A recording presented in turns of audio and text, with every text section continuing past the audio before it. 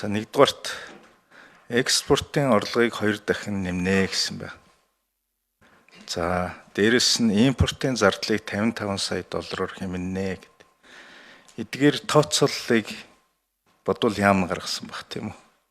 Тэгэхэд энийг яг нэг юм тунхагийн шинжтэй 2 дахин 55 өдргээд яг ингээд хатуугаар ингээд тооцож гаргаж байгаа нь иргэдийн эргэлзээг төрүүлээд байна. Энийг маш товчхон тэгээд тооцооллыг танилцуулаад бичгээр өгөөч гэж хүсэх байна.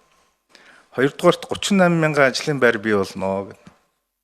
38 мянгаар төрийн албаагч бий болж байгаа юм уу?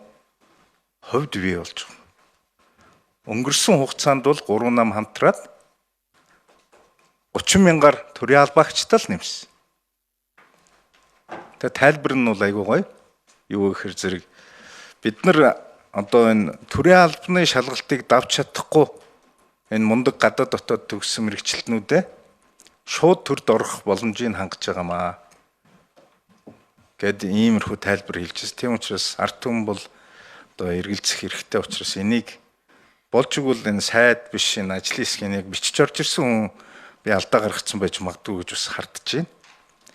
За тэгээд энэ экспортын орлоготой уялдуулаад сайдаас нэг асуулт байна.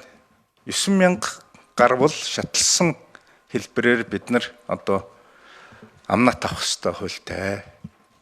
11% амнат гэдэг бол бага биш ээ. Одоо биднэрт борлуулалтын орлогоос 5% авчих.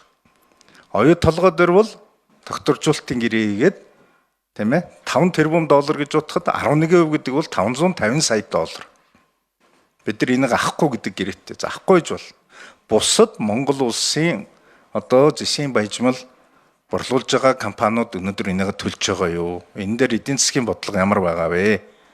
Маш тодорхой хариулт авмаар байна. За тэгээд дараагийнх нь зүйл юу гэхээр зэрэг төмөр замын за 90 цав чойболсон бичигт төмөр зам гэдэг төслийн байгаль орчны нөлөөллийн үнэлгээ хийгдсэн үү? Энэ дээр бол хийгдээгүй гэсэн байна. Хизээ яаж хийчихв? Энийг хийш юм уу үгүй юм уу? Яаж хийш юм бэ? За дээрээс нь гангийн зохицол бүр Дархан хот 700 сая доллар 10% шийдсэн. Гадаадын хөрөнгө оруулалтын гэрээ хийгдээгүй. Энэ бол асуудал тийм үү? Энийг яаж тайлбарлах юм бэ? За ажил дүрийн яамнаас Сүхбаатар гаруулах юм байна. 5 номерын микрофоныг нээж өгье.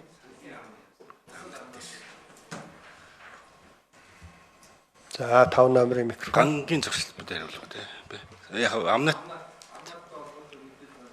надад байхгүй. Сангийн амт тайлбар.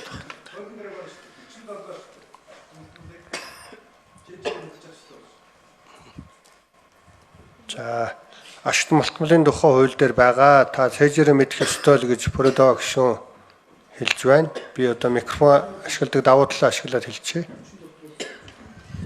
40 дугаар зүйл гэж ярьж байна.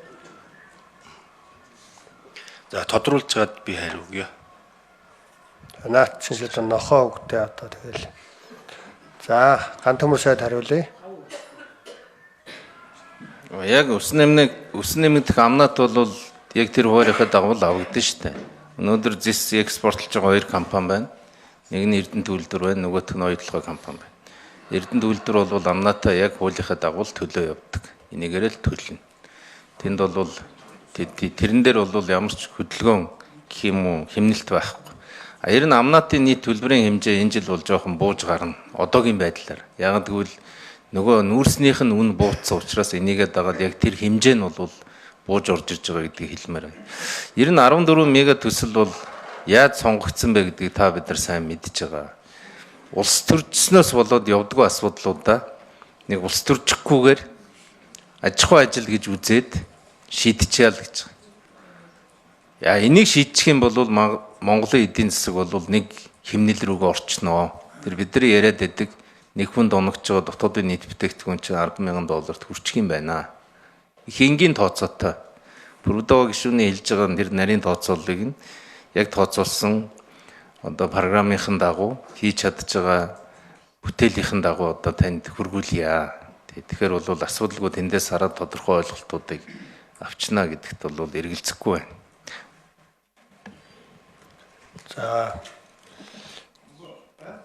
За нэмж тодруулж асуух юм уу? Асуусан асуултуудаа гүйцэд авъя гинэ. За 8 номерт микрофоныг нээж өгье. За дархны 10% 700 сая долларын хөрөнгө оруулалт. Зүүн бос ужиглалын зам төрийн яамны төмөр замын газрын дарга ихтгэлт Бүрдөө гишүүний асуултанд хариулъя. Зүүн бос ужиглалын төмөр замын тэзүүг 2011 онд Nippon Koi компаниар хийлгэсэн иж бүрэн тэзүү бол биднэрт байгаа. За энэ тэзүүг 2024 оны 10 дугаар сараас авахгүйгээд Монголын төмөр зам компани болвол англи дээрээс монгол хэл рүү орчуулад за тэгээ шаардлагатай тооцоол судалгааг бидэд хийгдэж байна. За энэ дээр бол байгаль орчны нөлөөллийн үнэлгээ, эдийн засгийн тооцоол судалгаа, за тэгээд энэ газрын асуудлуудыг бол дахиж судалж байгаа.